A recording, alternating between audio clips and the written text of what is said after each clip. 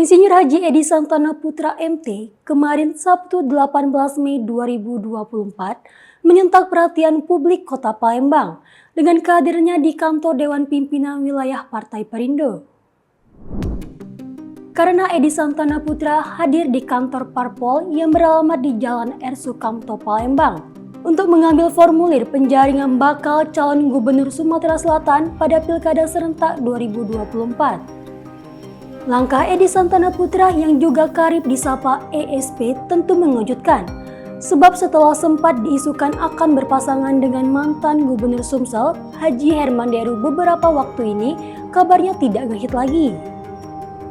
Kedatangan ESP di kantor DPW Partai Perindo kemarin tentu memunculkan tanya, apakah ia maju sebagai calon gubernur atau calon wakil gubernur? Mengenai hal itu, Ketua DPW Partai Perindo Provinsi Sumsel, Februar Rahman, tidak memberikan jawaban eksplisit.